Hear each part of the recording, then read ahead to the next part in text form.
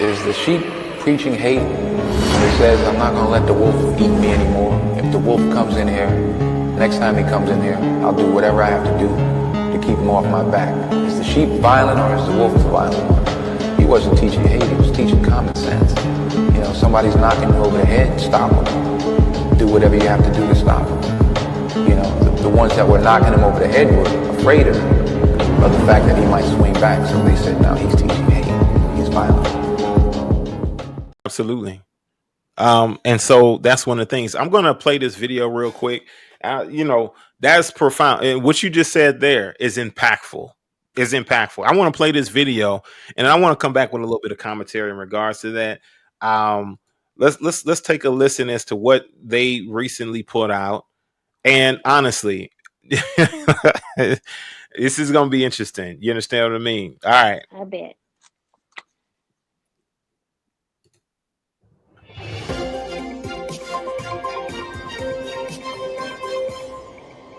Chaos has erupted. Thousands of devils have filled the streets, demanding an end to Pastor Dowell and the Straitway Truth Ministry. Protesters are urging New Yorkers not to seek deliverance or healing as the march pushes deeper into the city.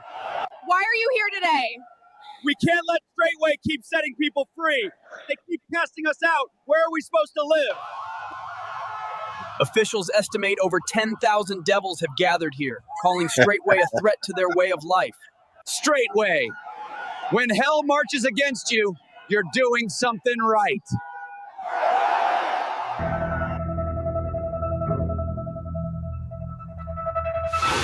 So,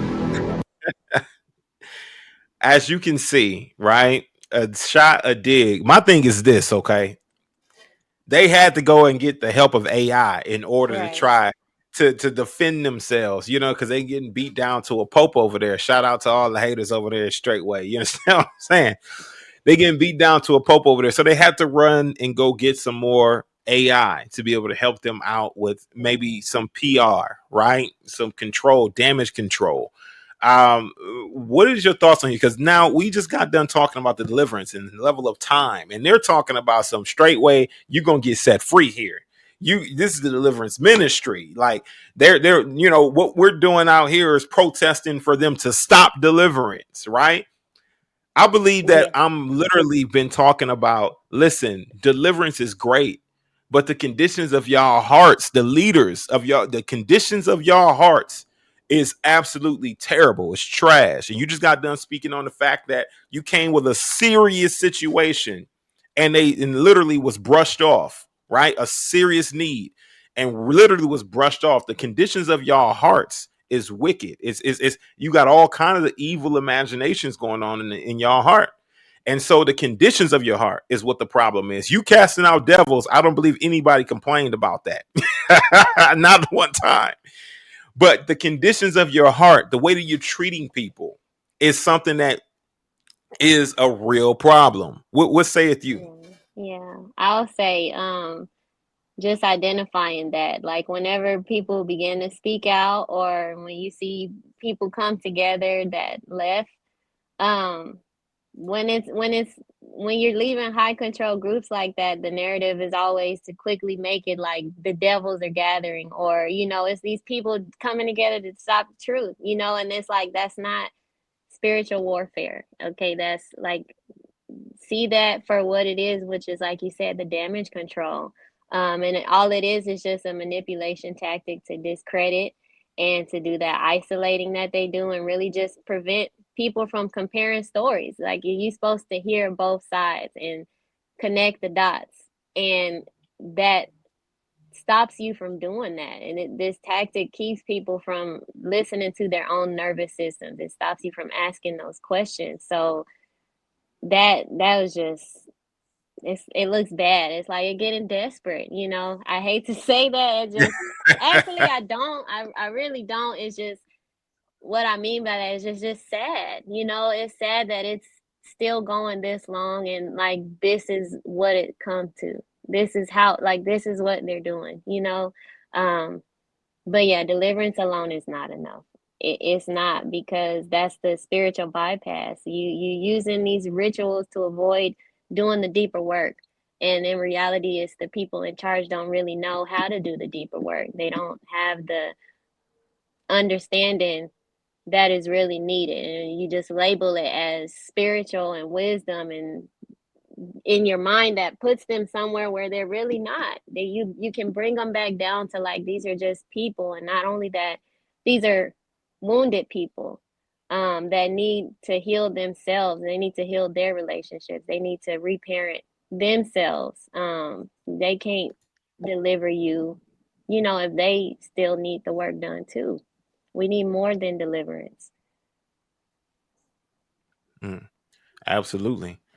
Yeah, it takes more than deliverance, because if you are not ready, if you're spiritually and physically not ready, once you receive deliverance, we all know that the demons will come back even greater, right? You'll be dealing with even more. You understand what I'm saying? And so my thing is that when this has been obvious that deliverance is not the number one thing that you should be focused on. You should be focused on the way that other people treat other people within your ministry. You need to be focused on that, because that's what breeds a true space where deliverance can be maintained. Is when the people within the ministry understand how to treat one another. It's easier to maintain your deliverance. It's easier to walk in a more righteous way, right? And which most of these people that are still in this ministry, they'll soon discover that they're constantly at war. They constantly are battling with someone outside of their own self and their own demons, their own mind that they're dealing with. They're battling with their brothers and sisters who are going unchecked, who are doing things that are just completely unrighteous, unholy, right? And then if you go to try to check them about it, you yourself are going to get put on the hot seat. You're going to be put on the back. You're going to be one who's are roasted on an open fire, right? And so that does not breed a space where you can be able to be successful with your deliverance, where you can walk in your deliverance and you can walk righteous, holy, right? It don't really breed that space. It breeds a space where you got to go along to get along, where you're going, right. You're going to submit and you're going to do whatever you need to do to suppress whatever And you're dealing with internally. If I could reframe it, because they'll clip that and be like, look, they saying you don't need deliverance. They saying don't do deliverance. So like I say, Yeah. it's like, it's not that it's not important. It's just the fact that that's one piece of a way bigger part of your healing journey. Because you've seen people go through deliverance but still not know how to regulate those emotions. Like, you don't really learn how to love without control, or how to parent with presence. Like, it's the spiritual healing has Wow. to be integrated with emotional healing too.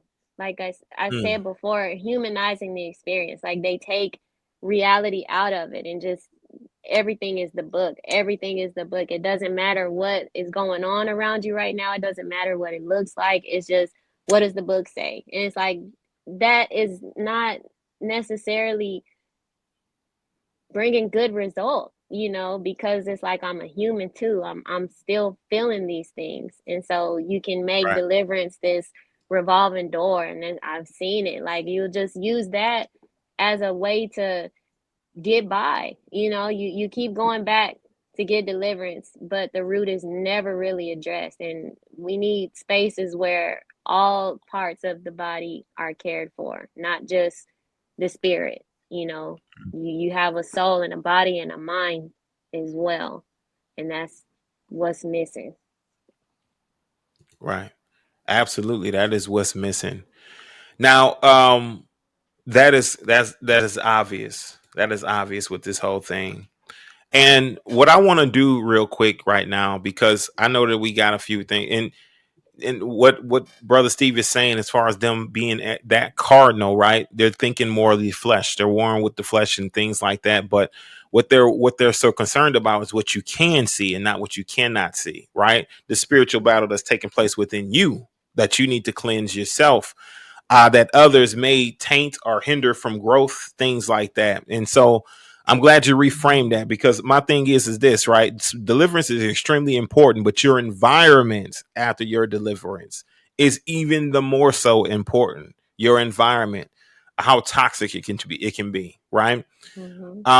One thing I want to do here, we got about 5 minutes till 2 hour mark. And I'm okay with a part 2. I think, we could put something in the works for later on this week, because it's hard to cram everything Absolutely. into a short time.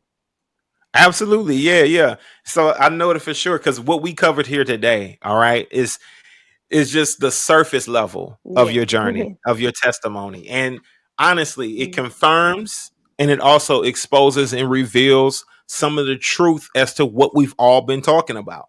It just even more brings more witness to it, right? And more validity to it, but also exposing more on the women's end of what's going on. You know what I mean? And how the women are doing, because I can't tell their story. The women have to be brave enough to tell their own story within Straitway, and how they were treated and how they felt being ostracized or being beaten into submission to a point to where they had to just whatever. They just let it all go. Right. And so, but the next time you come back on, I want to dive deeper into unpacking more of the relationship once you got into Straitway, your marriage, things like that, right? I want to unpack that more and how that took place. You know what I mean? I want to break it down for the viewers more as to what took place there, what happened once you entered in, and things like that. I want to really unpack that as well. And I think it'll be great for a part 2, because that would be even more impactful, right? And how where you're currently at, all those things. We're going to unpack that with part 2. And because I know we're coming up on a 2 hour there.